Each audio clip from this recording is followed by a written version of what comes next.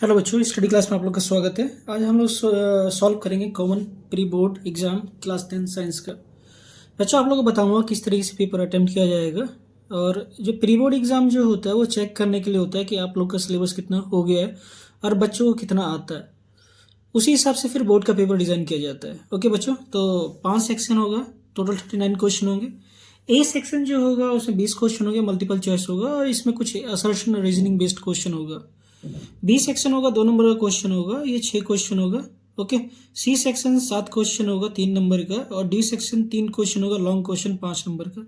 और E section जो होगा आप लोगों का 3 क्वेश्चन होगा, इसमें पैसेज बेस होगा और ये सबसे सिंपल क्वेश्चन यही होता है। ई बेस 4 नंबर का होता है। ओके बच्चों, ज़्यादातर बच्चे छोड़ देते हैं ये सोच के कि ई जो होगा सबसे ज़्यादा लेंदी और टफ क्वेश्चन होता है। एक्चुअल में टफ नहीं होता है बच्चों, बहुत ईजी होता है। ओके, तो हम स्टार्ट करते हैं कैसे अटेम्प्ट करना है। फर्स्ट क्वेश्चन देखते हैं, सेक्शन ए 1 नंबर का। कह रहा है विच of the flowing has a single covalent bond. इसमें से किस में सिंगल कोवलेंट बॉन्ड होता है। ठीक है बच्चों, मैं आपको कुछ बेसिक चीज़ भी बताऊंगा जो आपका कॉन्सेप्ट क्लियर होगा। अगर नहीं भी पढ़ा होगा तो आपको समझ में आ जाएगा easily. Question number 1, covalent bond किसे कहते हैं बच्चों। जब कोई भी कंपाउंड इलेक्ट्रॉन शेयर करके बॉन्ड बनाता है उसे कोवलेंट बॉन्ड कहते हैं। तो इसमें सिंगल बॉन्ड पूछ रहा था। तो अगर मैं कार्बन डाइऑक्साइड की बात करूं, कार्बन डाइऑक्साइड का स्ट्रक्चर जो होता है बच्चों, ये होता है डबल बॉन्ड ऑक्सीजन शेयर करता है ये। तो ये तो नहीं होगा क्योंकि डबल बॉन्ड है। अगर मैं बी की बात करूं तो क्या था, अमोनिया था, NH3। अगर इसका स्ट्रक्चर बनाऊंगा मैं तो N hydrogen hydrogen N hydrogen, तो ये सिंगल बॉन्ड है। तो आंसर हमारा ये भी यही होगा, बी। ओके, मगर मैं आपको सी भी बताना चाहता हूँ कि इसका स्ट्रक्चर कैसा होगा जो आपको हेल्प मिले एग्जाम में। तो ये हो गया सी, डबल बॉन्ड कार्बन। ठीक है, इसमें डबल बॉन्ड है इसलिए आंसर नहीं होगा। और डी की बात करूं तो डी होगा हमारा दे रखा है SCH। अगर देखो इसका जो होगा, इसका स्ट्रक्चर होगा बच्चों ये, तो यहाँ पे भी डबल बॉन्ड आ गया। तो सिंगल बॉन्ड की बात में बात कर रहा था, सिंगल बॉन्ड किसका है, अमोनिया का है। तो आंसर हमारा हो जाएगा B, B is correct answer. Next question number 2। आप देख लो, थोड़ी सी कटपिट है तो मैं आपको सही समझाता हूँ क्वेश्चन है क्या। ये बैलेंस इक्वेशन से पहला चैप्टर केमिस्ट्री। ओके, हमसे पूछ रहा है वाई और एक्स की वैल्यू क्या होगा। कैल्शियम कार्बोनेट को रिएक्ट किया गया है हाइड्रोजन फॉस्फेट के साथ। तो इसने कैल्शियम कार्बन फॉस्फेट दिया है, वाटर दिया है, कार्बन डाइऑक्साइड दिया है। तो बताता हूँ आपको एक्चुअल में है क्या। क्वेश्चन 2, ये ऐसा कुछ दिया है बच्चों, X calcium carbonate, calcium carbonate plus Y H3PO4। ऐसे हमारा जो रिएक्शन बना है वो बना है calcium carbonate PO4 and bracket में 2 plus XH2O plus X carbon dioxide. Okay, हमसे पूछ रहा है कि एक्स और वाई की वैल्यू क्या होगा। देखो बच्चों, अगर बैलेंस इक्वेशन अगर आता होगा आपको तो आपको बस देखना है कि लेफ्ट में और राइट में जो एलिमेंट है सब इक्वल है या नहीं। अगर यहाँ पे अगर मैं बात करूँ कैल्शियम कितना है, एक्स है, और यहाँ पे 3 है, तो जाहिर सी बात है एक्स की वैल्यू क्या होगा, 3 होगा। तो एक्स की वैल्यू निकल गया हमारा 3। अब हम पुट करते हैं 3, तो 3CaCO3 प्लस, अब यहाँ पे हाइड्रोजन की बात करें हम तो यहाँ पे P की वैल्यू कितना है, 2 है। ओके, तो यहाँ पे भी 2 होगा P की वैल्यू, मुझे से मालूम चल गया। तो मैं 2 से मल्टीप्लाई कर दूँ इसको, 2H2PO4। ओके, तो ये तो हमारा ऐसे रहेगा। तो मुझे ये Y की वैल्यू मालूम चल गया, 2 होगा। अब देखते हैं जब बैलेंस है या नहीं है ये। तो ये कैल्शियम कार्बोनेट PO4 2 प्लस यहाँ पे 2, एक्स की वैल्यू क्या था हमारा, 3 था, 3 H2O प्लस एक्स की वैल्यू क्या है हमारा, 2 है, CO2। अब देखते हैं क्या ये बैलेंस है या नहीं है। ओके ओके, तो यहाँ पे हमारा एक्स और वाई की वैल्यू क्या आ रहा है बच्चों, ये आएगा। तो ये कोई ऑप्शन में है तो हम देखते हैं वही आंसर हो जाएगा हमारा। तो हमारा आंसर हो जाएगा बी। ओके, बी आंसर हमारा करेक्ट है। क्वेश्चन नंबर 3 देखते हैं बच्चों। देख लो आप एक बार, फिर मैं बताता हूँ। हिंदी मीडियम और इंग्लिश मीडियम आप दोनों देख लो। कह रहा है क्या होता है जब परखंडली में एक अम्ल का विलयन एक क्षार के विलयन के साथ मिलाया जाता है। मतलब कि बेस को एसिड के साथ रिएक्ट करोगे तो क्या होगा, और 4 ऑप्शन दिया हुआ है। अगर आपको अच्छी तरीके से आता हो तो ये ऑप्शन को मैच करना है। ओके, तो आप लोगों ने पढ़ा होगा क्वेश्चन नंबर 3, बेस को अगर एसिड से रिएक्ट करते हैं तो ये क्या बनाता है, ये बनाता है वाटर प्लस सॉल्ट बनाता है। सॉल्ट कोई सा भी सॉल्ट बनाता है, डिपेंड करता है एसिड पे और बेस की कंपाउंड पे। ओके, ये तो आप जानते हो कि बेस को अगर एसिड से रिएक्ट किया जाता है तो वाटर और सॉल्ट बनता है, और इसी रिएक्शन को हम न्यूट्रलाइजेशन रिएक्शन कहते हैं। तो पहला क्वेश्चन है, अगर ध्यान से देखें तो कह रहा है कि सॉल्यूशन टेम्परेचर इंक्रीजेस। देखो बच्चों, हम जानते हैं कि एसिड और बेस आपस में रिएक्ट करते हैं तो हीट जनरेट होता है, तो एक्सोथर्मिक रिएक्शन होता है, और जितने भी एक्सोथर्मिक रिएक्शन होता है उसमें से हीट रिलीज होता है। ठीक है, तो इस रिएक्शन में भी हीट रिलीज होगा, तो हीट क्या होगा, इंक्रीज होगा। तो पहला पार्ट तो इसका बिल्कुल सही है। Okay, first option. सेकंड की अगर हम बात करें तो कह रहा है कि सॉल्यूशन टेम्परेचर डिक्रीज, तो ये तो होगा नहीं, कट कर दें इसको। सॉल्यूशन टेम्परेचर रिमेन सेम, ये भी गलत बात है क्योंकि टेम्परेचर इंक्रीज होता है। अब आपको साफ साफ लिखा है कि इसमें सॉल्ट बनता है और वाटर बनता है, तो वाटर नहीं दिया है, सॉल्ट दिया है। तो सॉल्ट दिया हुआ है, तो हमारा पहला जो है इसका एन जो फोर्थ पार्ट है वो सही है। तो हमें देखना है कि इसमें फर्स्ट एंड फोर्थ बिल्कुल सही है। ओके, तो हम देखते हैं फर्स्ट एंड फोर्थ किस में सही है, डी में सही है। तो आंसर क्या हो जाएगा इसका, डी। क्वेश्चन नंबर 4 की अगर बात करें तो इसमें क्या रहा है, हिंदी मीडियम आप लोग भी पढ़ लो। क्वेश्चन नंबर 4, इनमें से किस यौगिक मिश्रण का पीएच मान आशुद्ध जल के पीएच मान के निकटतम होता है। ओके, देख लो आप। देखो, अशुद्ध जल किसे कहते हैं, इसे डिस्टिल वाटर कहते हैं। डिस्टिल वाटर क्या होता है, रेन वाटर। तो रेन वाटर का जो पीएच वैल्यू होता है अप्रोक्सीमेटली 7 के आसपास होता है। अब हाइड्रोक्लोरिक एसिड है, तो ये स्ट्रॉन्ग एसिड है, तो इसकी पीएच वैल्यू 1 या 2 के बीच में होगा। ओके, और नींबू क्या होता है, वो भी एक एसिड होता है जिसमें सिट्रिक एसिड पाया जाता है। तो लेमन जूस भी क्या है, एक एसिड है, तो इसका पीएच वैल्यू 1.2 या 1.4 के आसपास पाया जाता है, तो ये भी कभी नहीं होगा। एंड सोडियम हाइड्रोक्साइड के बारे में बात करें तो इसका पीएच वैल्यू जो होता है 12 से लेकर 14 के बीच में लाई करता है, क्योंकि ये स्ट्रॉन्ग बेस होता है, तो ये वैल्यू भी लाई नहीं करेगा बच्चों। अगर हम ब्लड की बात करें, ह्यूमन ब्लड, तो इसकी पीएच वैल्यू लाई करता है 7.1 से लेकर 7.4 के आसपास। ओके, ये इसके बीच में वेरी करता है हर ह्यूमन बॉडी की जो पीएच वैल्यू, अगर इससे चेंज आ जाता है हम बीमार हो जाते हैं। तो हम देख सकते हैं कि ब्लड और डिस्टिल वाटर की पीएच वैल्यू नियरली आसपास है। ठीक है, तो इसका आंसर क्या हो जाएगा, ब्लड। तो हमारा आंसर हो जाएगा ब्लड फोर्थ का। ओके, ब्लड मतलब कि रक्त, खून। तो फोर्थ का आंसर क्या हो जाएगा बच्चों, ए। क्वेश्चन नंबर 5 के बारे में बात करते हैं। 5th question, Hindi medium. ग्रेविता ने अपने विज्ञान प्रयोगशाला में उपयुक्त व्यवस्था करके लोहे के गर्म टुकड़े पर भाप को प्रभावित किया। इस प्रक्रिया में बनने वाले उत्पादन होंगे क्या होगा, मतलब कि प्रोडक्ट पूछ रहा है कि प्रोडक्ट बनेगा क्या। देखो, एक लड़की थी, उसने साइंस एक्सपेरिमेंट किया। उसने क्या किया, लोहा लिया और लोहे पे पास किया स्टीम वाटर, मतलब कि हॉट वाटर भाप के फॉर्म में, तो गैस के फॉर्म में हो गई। तो क्या बनेगा, ये बच्चों एनसीईआरटी का एग्जाम्पल में क्वेश्चन है, जब बीच में पढ़ते हो तो जब हम आयरन से स्टीम वाटर पास करते हैं तो ये हमेशा क्या बनाता है, आयरन ऑक्साइड बनता है। ओके, और हाइड्रोजन गैस लिबरेट होता है। अब मुझे नहीं पता ये बैलेंस है या नहीं, बैलेंस हम कर लेते हैं। ये 3 है तो ये भी 3 होगा। ओके, अब ये हाइड्रोजन गैस है, यहाँ पे ऑक्सीजन कितना है, 4 है, यहाँ पे ऑक्सीजन कितना है, 1 है, तो इसको 4 कर दें तो ये भी 4 हो जाएगा, ये भी 4 हो जाएगा। अब हाइड्रोजन यहाँ पे कितना है, 8 है, तो यहाँ पे 4 कर दें। ओके, तो हम मेन चीज़ देखते हैं कि बन क्या रहा है क्वेश्चन में, ये तो बनेगा hydrogen iron oxide and hydrogen gas liberate होगा। तो आंसर क्या होगा बच्चों इसका, बी। 5वें का आंसर क्या हो जाएगा, बी। क्वेश्चन नंबर 6,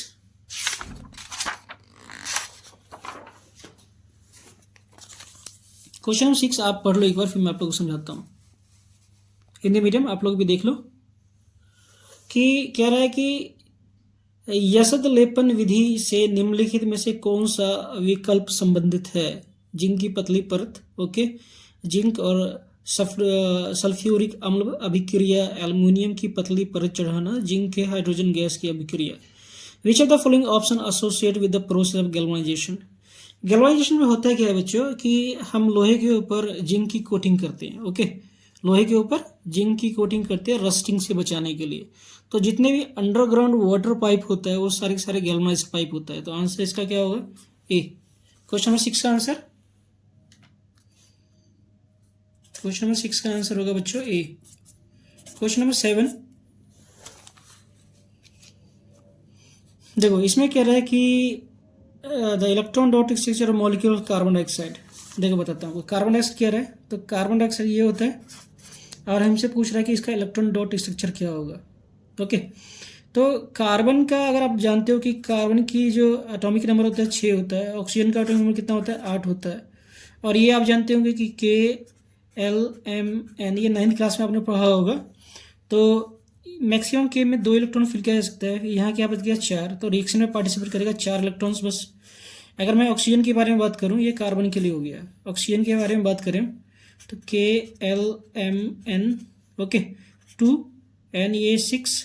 तो ऑक्सीजन को कितना चाहिए? 2 इलेक्ट्रॉन चाहिए। और कार्बन को कितना चाहिए? 4 इलेक्ट्रॉन चाहिए स्टेबल होने के लिए। क्योंकि रूल ये कहता है कि अगर ऑक्टेट कंप्लीट हो जाएगा तो हमारा जो मॉलिक्यूल्स है या एलिमेंट है वो स्टेबल हो जाता है। तो कार्बन डाइऑक्साइड का ऑक्टेट कंप्लीट करना है हमें, तो कार्बन डाइऑक्साइड पर एक्स्ट्रा इलेक्ट्रॉन्स कितने? 4। तो 2 हमने यहाँ दे दिया है, 2 हमने यहाँ पे दे दिया है, 4 एक्स्ट्रा है। और ऑक्सीजन के पास एक्स्ट्रा कितना है? 6। तो इसको 2 चाहिए, 2 मिल जाएगा तो स्टेबल हो जाएगा। तो एक ऑक्सीजन हमने यहाँ पे लगाया 2, ओके 2 हमने यहाँ पे दे दिया एंड 2 हमने यहाँ पे दे दिया। एक ऑक्सीजन हमने यहाँ पे लिया क्योंकि कार्बन डाइऑक्साइड का फार्मूला होता है CO2। ओके, क्या होता है? CO2। तो 2 हमने यहाँ पे दे दिया, 2 यहाँ पे एंड 2 यहाँ पे। अब ध्यान से देखो कि ऑक्सीजन का ऑक्टेट कंप्लीट हो गया बच्चों, ये रहा ऑक्सीजन, इसका 8 पूरा हो गया, स्टेबल हो गया ये। अब इस ऑक्सीजन की बात करें तो इसको भी पूरा 8 मिल गया, स्टेबल हो गया। और कार्बन डाइऑक्साइड की बात करें तो 2 इसने इससे ले लेगा और 2 इससे ले लेगा, तो इसका भी ऑक्टेट कंप्लीट हो जाएगा। ओके, तो हमें यही डॉट स्ट्रक्चर के बारे में पूछ रहा था। इसमें कौन सा ऑप्शन सही है? तो हम देख सकते हैं कि इसमें से डी सही है। ओके, तो आंसर क्या होगा 7वें का? डी। क्वेश्चन नंबर 8, ये बायोलॉजी से क्वेश्चन है, आप पढ़ लो फिर मैं आपको समझाता हूँ। लगभग आपका पेपर ऐसे ही बनेगा बच्चों, इससे आपका प्रिपेयर हो जाएगा और मेंटली आप प्रिपेयर हो जाओगे एग्जाम देने के लिए। क्वेश्चन है, नीचे इंसुलिन के विषय के कुछ कथन लिखे गए हैं, इसमें से गलत कथन का चयन करना है। ठीक है बच्चों, इसमें रॉन्ग स्टेटमेंट बताना है, सही नहीं बताना, रॉन्ग बताना है। रक्त में शर्करा के स्तर का नियंत्रण करना यकृत द्वारा स्रावित होता है, यह एक हार्मोन है, यह पित्त से रस के साथ मिश्रित हो जाता है। Okay, following are the few statement about the insulin, choose the wrong statement from this.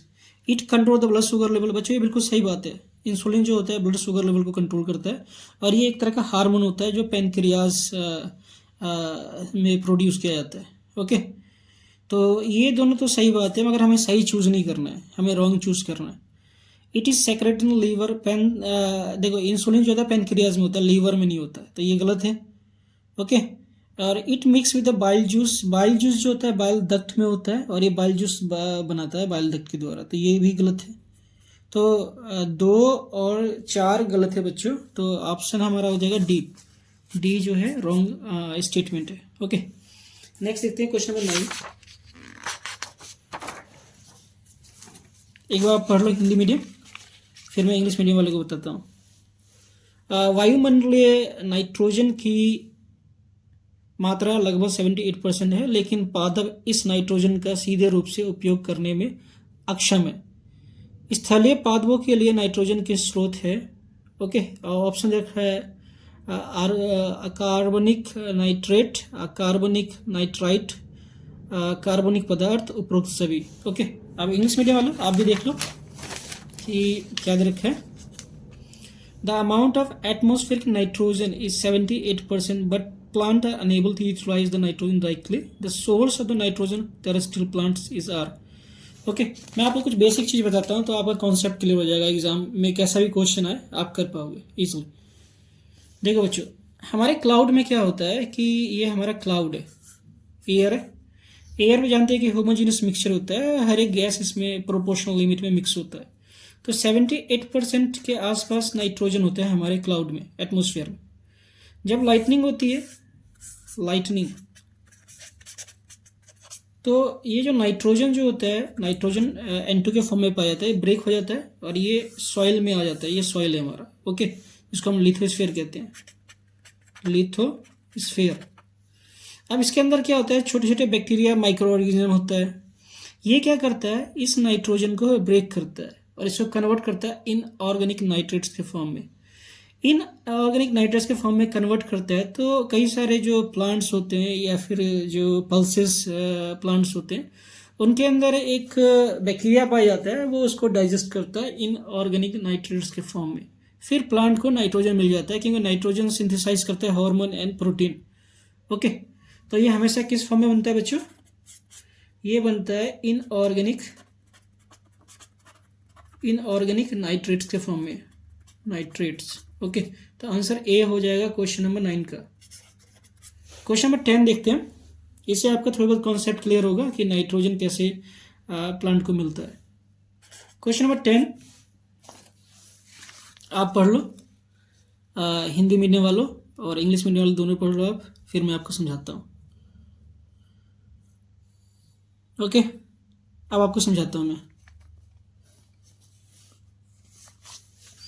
Question कह रहा है कि of an animal require a pumping organ to transfer blood different body parts. हम जानते हैं कि, थोड़ी सी आपको समझाता हूँ मैं, इसमें होता है क्या कि ऊपर हमारा लंग्स होता है, ओके, ये हमारा नोज हो गया, एयर को सक करता है और ये पाइप के थ्रू लंग्स में भेजता है, ओके। लंग्स में गया, अब यहाँ पे होता है क्या है कि यहाँ पे हमारा हार्ट होता है। लंग्स क्या करता है, एयर में से ऑक्सीजन को फिल्टर करता है और इसमें डस्ट पार्टिकल्स या फिर कार्बन डाइऑक्साइड उसको निकाल लेता है और प्योर फॉर्म में ऑक्सीजन भेजता है हार्ट में, ओके। हार्ट क्या करता है कि ब्लड के अंदर खून को ऑक्सीजनेट कर देता है और फिर ये बॉडी में ट्रांसपोर्ट कर देता है। फिर बॉडी से ये पूरा वापस आता है हार्ट में, एंड हार्ट से दोबारा ये लंग्स में जाता है, फिर लंग्स को फिल्टर करता है और ये साइकिल चलता रहता है, ओके। तो जितने भी ज़मीन पे रहने वाले लोग जीव है, स्तनधारी जो बच्चा पैदा करते हैं, तो उनके बॉडी के अंदर 4 चैम्बर्स होते हैं, ओके। और मछलियों के अंदर 2 चैम्बर होते हैं, एक्सेप्ट वेल एंड डॉल्फिन, क्योंकि इनके पास 4 चैम्बर होता है, क्योंकि ये सारे दोनों के दोनों क्या है, स्तनधारी मैमल्स एनिमल है, ओके। काव, अब क्वेश्चन हमारा क्या है कि ये तो बात बिल्कुल ठीक है कि human 4 chamber in heart and fish 2 chamber in heart, ये भी बात ठीक है। काव 3 चैम्बर इन हार्ट। देखो बच्चों, जब हम लैंड पे रहते हैं तो हमें ज़्यादा ऑक्सीजन की जरूरत होती है और 3 चैम्बर होने के कारण ऑक्सीजन की सप्लाई बॉडी में ठीक से हो नहीं सकती, तो काव के अंदर 4 चैम्बर होता है, 3 चैम्बर नहीं होता, तो ये गलत है, ओके।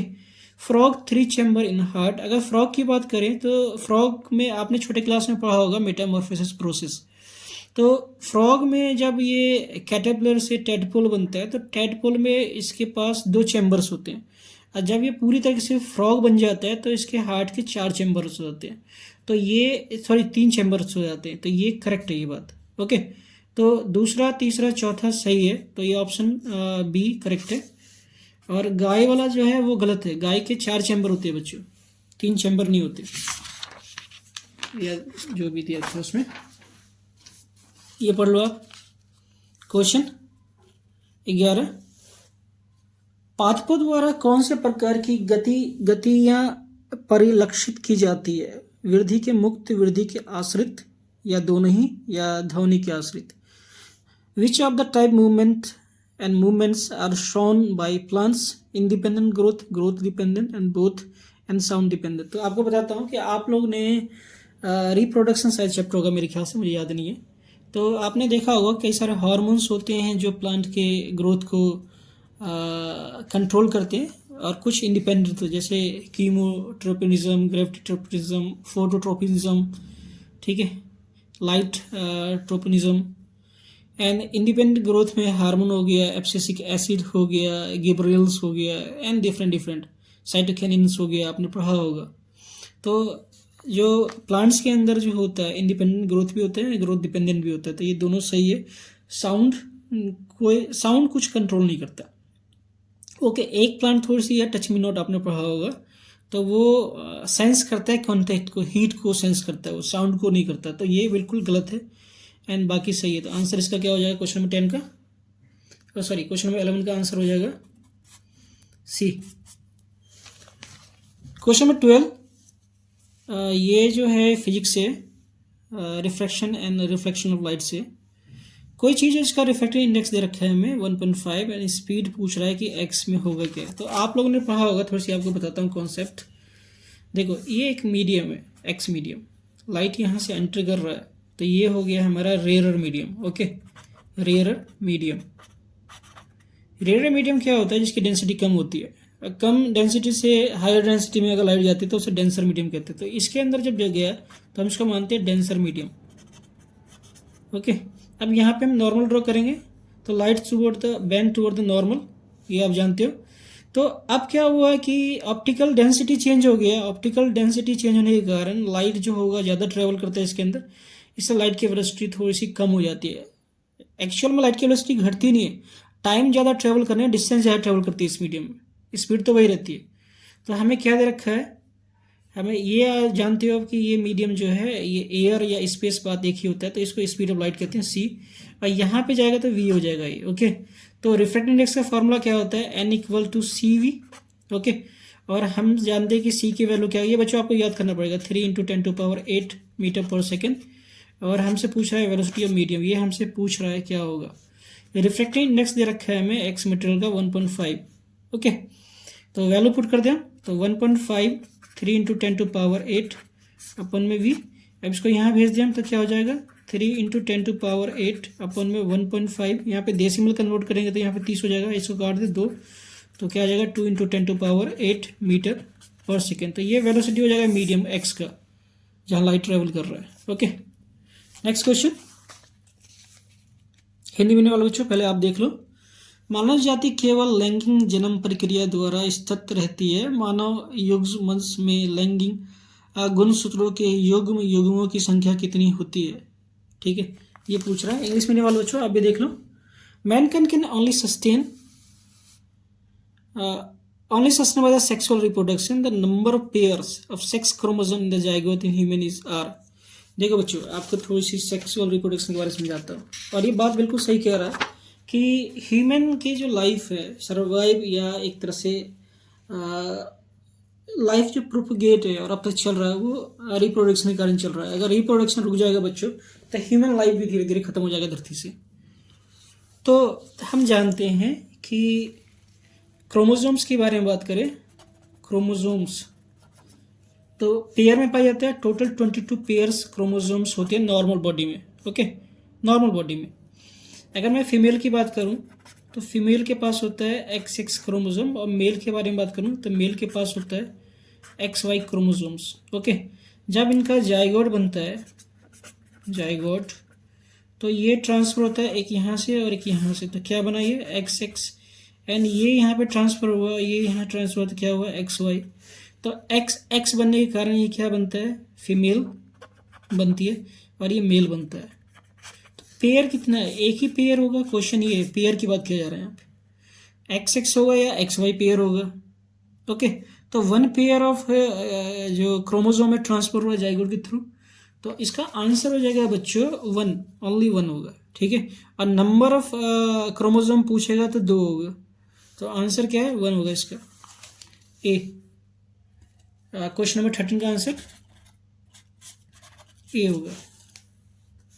क्वेश्चन नंबर 14 के बारे में बात करते हैं। इसमें क्या रहा है आप देख लो पहले, फिर मैं समझाता हूँ। Resistance of the only 4 ohm are available with you. How many such resistance will require to obtain a total resistance of 20 ohm in the circuit? आप लोगों को थोड़ी सी बेसिक कॉन्सेप्ट बताता हूँ। ये एक सर्किट है, ओके, और ये हमारा सोर्स है, एंड ये हमारा स्विच है। ये स्विच है हमारा, ये सोर्स है, और ये करंट फ्लो हो रहा है इसके अंदर, और ये हमारा रेजिस्टेंस है। ओके, अब हमें कह रहा है कि हमारे पास टोटल रेजिस्टेंस जो है वो 20 ओम है।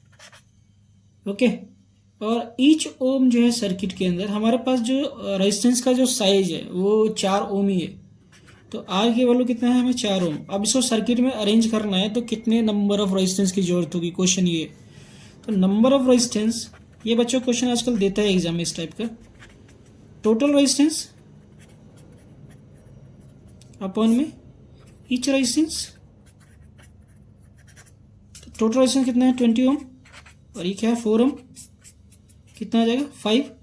तो 5 नंबर ऑफ रेजिस्टेंस लाएंगे सर्किट के अंदर 4 ओम का। ओके, ये सिंपल क्वेश्चन था बच्चों। तो क्वेश्चन नंबर 14 का आंसर क्या हो जाएगा, बी 5।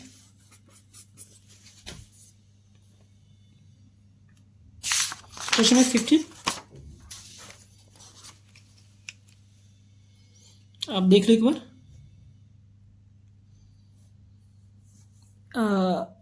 इस क्वेश्चन में the device that help the maintain the potential across the conductor, या युक्ति जो किसी चालक के सिरों पर विभवांतर बनाए रखने में सहायता करती है, उसे क्या कहते हैं। ठीक है, तो इसमें आपको 2 चीज़ समझाऊंगा जो आपको सर्किट का थोड़ी सी कन्फ्यूजन खत्म हो जाए आप लोग का। क्वेश्चन नंबर 15 देखो बच्चों, 2 सर्किट बनाऊंगा जो आपका कॉन्सेप्ट क्लियर हो जाए।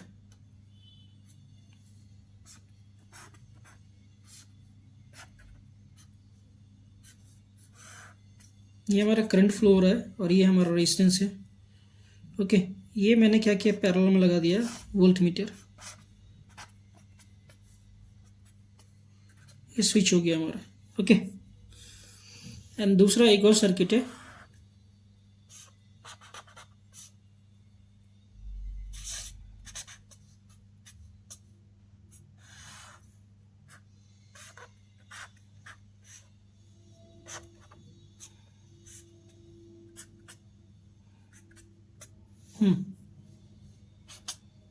ये रेजिस्टेंस हो गया।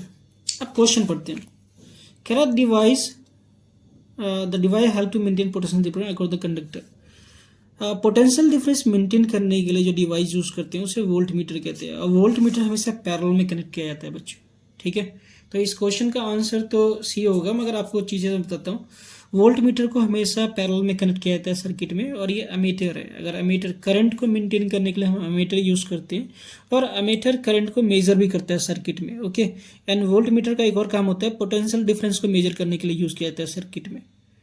ओके, तो आपको एक साथ मैंने 2 कॉन्सेप्ट समझाया। वोल्ट मीटर हमेशा पोटेंशियल डिफरेंस को मेंटेन करता है और ये पैरेलल में कनेक्ट किया जाता है सर्किट में, एंड अमीटर को हमेशा सीरीज में कनेक्ट किया जाता है और ये करंट को मेजर करने के लिए यूज़ किया जाता है। ओके, तो इसका आंसर हो जाएगा हमारा सी हो जाएगा। क्वेश्चन नंबर 16 क्वेश्चन बच्चों, आप लोग को कुछ मेजर कॉन्सेप्ट बताऊंगा मैं मैग्नेटिक फील्ड। ये थोड़ी सी कंसेप्चुअल चैप्टर है तो बहुत सारे बच्चों को समझ में नहीं आता होगा। ओके, तो साथ साथ मैं आपको कॉन्सेप्ट भी क्लियर करूंगा, जो कैसा भी क्वेश्चन आ जाए, कैसा भी फर्क नहीं पड़ता, आप सॉल्व कर पाओगे। दिए गए विकल्प में से 2 क्षण चुंबकों के मध्य चुंबकीय क्षेत्र के सही निरूपण का चयन कीजिए। ओके, थोड़ी सी बेसिक चीज़ बताता हूँ आपको मैं इसके बारे में पहले, फिर मैं सॉल्यूशन बताऊंगा। हमने क्या किया, एक बार मैग्नेट लिया, आपने छोटी क्लास में पढ़ा होगा। एक नॉर्थ पोल होता है, एक साउथ पोल होता है। मैग्नेटिक फील्ड लाइन्स हमेशा नॉर्थ पोल से ऑरिजिनेट होता है, हमेशा याद रखना इस चीज़ का। ऐसा कुछ बनेगा ये, ऐसा कुछ बनेगा, एंड ऐसा कुछ बनेगा ये। तो मैंने कहा कि मैग्नेटिक फील्ड हमेशा कहाँ से ओरिजिनेट होता है, नॉर्थ पोल से। तो यहाँ से निकल रहा होता है, यहाँ से निकलेगा, यहाँ से निकलेगा, और टर्मिनेट कहाँ होगा, साउथ पोल में। मतलब कि मैग्नेटिक फील्ड हमेशा खत्म कहाँ होना चाहिए, साउथ पोल की तरफ खत्म होना चाहिए। तो ये एरो हमेशा साउथ के अंदर की तरफ जाना चाहिए, और यहाँ से एरो हमेशा बाहर की तरफ निकलना चाहिए। अगर ये सिचुएशन सही देख पा रहे हो आप, तो क्वेश्चन को सॉल्व कर पाओगे। अब मैं आप लोगों को क्वेश्चन बताता हूँ, क्योंकि आजकल इस टाइप का कंसेप्चुअल क्वेश्चन CUET में भी देता है। जो बच्चा रेगुलर कॉलेज में पढ़ना चाहता है एंट्रेंस एग्जाम के लिए, उनके लिए भी इंपॉर्टेंट होता है ये चीज़ टॉपिक। तो बताता हूँ, यहाँ पे 4 ऑप्शन दिया है बच्चों। पहला देखो आप, नॉर्थ पोल है, नॉर्थ पोल है। ठीक है, ध्यान से देखो, ये नॉर्थ है, नॉर्थ है। तो मैंने बताया कि नॉर्थ से मैग्नेटिक फील्ड लाइन्स निकलती है, तो ये निकल रही है, निकल रही है, और ये निकल रही है, बिल्कुल सही बात है। मगर यहाँ पे आगे फेल हो गया। अगर इस साइड भी नॉर्थ पोल है तो यहाँ से भी फील्ड लाइन निकलनी चाहिए, मगर यहाँ पे अंदर टर्मिनेट हो रहा है। देखो एरो अंदर की साइड जा रहा है, तो ये हमेशा गलत होगा, क्योंकि ये अंदर जा रहा है मैग्नेटिक फील्ड लाइन्स, ये नहीं हो पाएगा।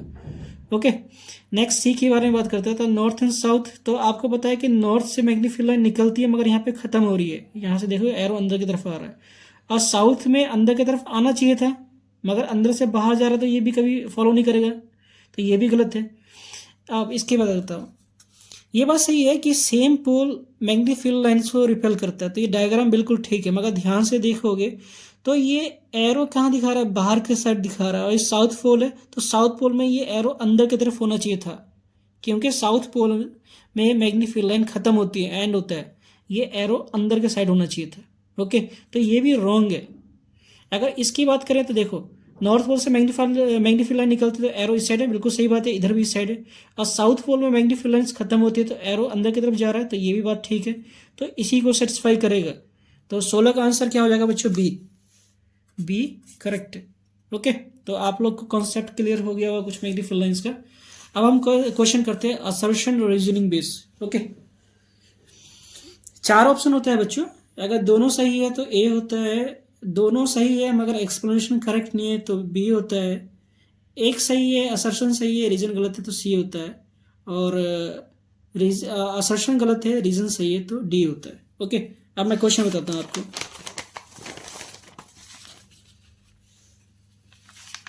क्वेश्चन नंबर 17 कह रहा है कि mushroom synthesized food using water and carbon dioxide. देखो, आप लोगों ने मशरूम खाया होगा, अब सीजन भी मशरूम का आ गया है, तो हम जानते हैं कि मशरूम एक तरह का सेप्रोफाइटिक ऑर्गेनिजम्स है, ये डिके चीज़ को खाता है, तो एक कार्बन डाइऑक्साइड और वाटर तो यूज़ करेगा नहीं, ठीक है, ऐसा कुछ होता है जिसको हम सांप का छत्ता भी कहते हैं मशरूम को, तो ये डिके बॉडी को खाता है, डिकम्पोज करता है, तो इसका पहला जो ए दे रखा है ये तो रॉन्ग है, असर्शन बिल्कुल गलत है।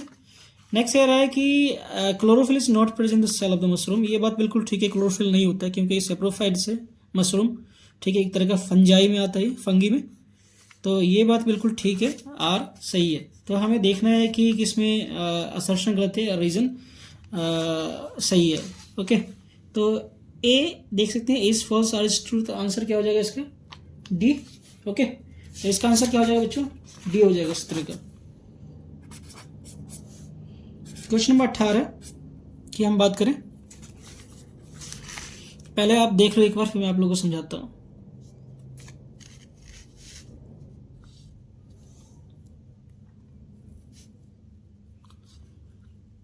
हम किसी पारदर्शी माध्यम के आर पार देख सकते हैं, बिल्कुल सही बात है, हम ट्रांसपेरेंट मीडियम के आर पार देख सकते हैं, प्रकाश की किरण इस माध्यम से पार हो जाती है और लाइट इससे पास हो जाती है, ये भी बिल्कुल ठीक बात है, तो इसका असर्शन और रीजन दोनों सही है, तो 18वें का आंसर क्या हो जाएगा बच्चों, ए। क्वेश्चन नंबर 19,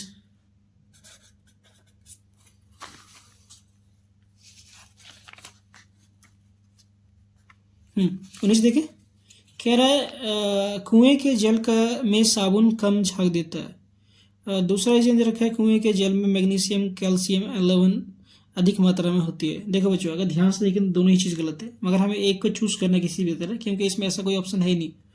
ओके, तो हमें चूज करना है एक जो सीबीएसई सही कर दे।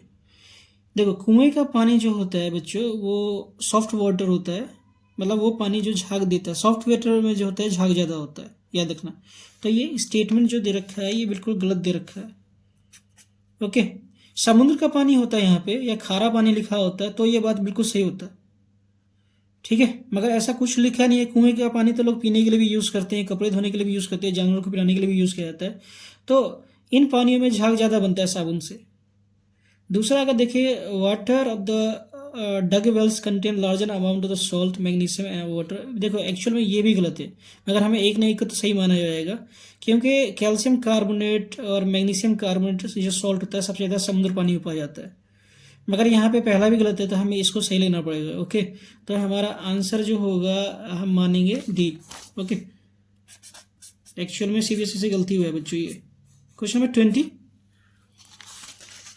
20 में क्वेश्चन है कि during the process of urine formation, आपको यहाँ पे थोड़ी सी चीज़ें बताता हूँ मैं, बायोलॉजी का कॉन्सेप्ट आपका क्लियर हो जाएगा। देखो, ये हमारी मान लो कि ह्यूमन बॉडी है, ठीक है, और ये हमारी एक किडनी है और ये किडनी यहाँ पे, और ये जो पाइप के थ्रू ये यूरेथ्रा है, ये यूरेथ्रा है जहाँ से पेशाब निकलता है, ठीक है। ये हमारी किडनी है। किडनी क्या करता है, ब्लड को फिल्टर करता है, और ब्लड के फिल्टर पानी के द्वारा करता है। तो ये फिल्टर होके धीरे धीरे ये इस पाइप के थ्रू ये यूरेथ्रा जो है इसमें पानी को स्टोर करता है, यूरिन को। तो ये प्रोसेस कंटिन्यूसली चलते रहता है। कई बार हम पानी नहीं पीते, फिर ये बॉडी में पानी रहता है। और ह्यूमन बॉडी हम जानते हैं कि 70% पार्ट इसका वाटर से बना हुआ है। तो कई बार उसी पानी को रिवर्स करके बार बार ये रीअब्सॉर्ब करता रहता है।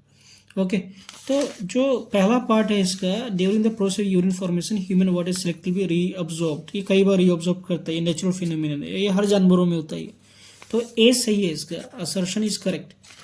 अब इसमें क्या रहा है नेक्स्ट, अगर हम बात करें, water loss in large amount from the human body is not harmful. देखो ये बात बिल्कुल गलत है। अगर हमारे बॉडी से लार्ज अमाउंट में वाटर लॉस हो जाएगा तो डिहाइड्रेशन के कारण मौत हो सकता है। कई सारे लोग चक्कर खा के मर भी जाते हैं। आप लोगों ने कई सारा न्यूज़ सुना होगा राजस्थान का, या फिर मराठवाड़ा जो महाराष्ट्र में जगह पानी की शॉर्टेज है, तो लोग पानी भरने जाते हैं और कई सारे बच्चे पानी भरते हुए मर भी जाते हैं धूप से, ठीक है। तो रीज़न जो है वो इनकरेक्ट है। पानी की कमी अगर बॉडी में होती है तो हमारी बॉडी का जो टेम्परेचर मेंटेन नहीं कर पाता है। ओके, तो ये है रॉन्ग, रीज़न रॉन्ग है, असर्शन करेक्ट है। तो हम देखते हैं कौन सा सही है इसमें। सॉरी, असर्शन सही है, रीज़न गलत है। तो ऐसा देखते हैं ऑप्शन कौन सा है। Assertion is true, reason is false. इसका सी हो जाएगा 20 का। ओके बच्चों नेक्स्ट पार्ट में मैं इसका पूरा सॉल्यूशन दूंगा आपको, और आपको बताऊंगा किस तरीके से पेपर अटेम्प्ट कर रहे हैं। ओके बच्चों, हमारा वीडियो देखने के लिए धन्यवाद।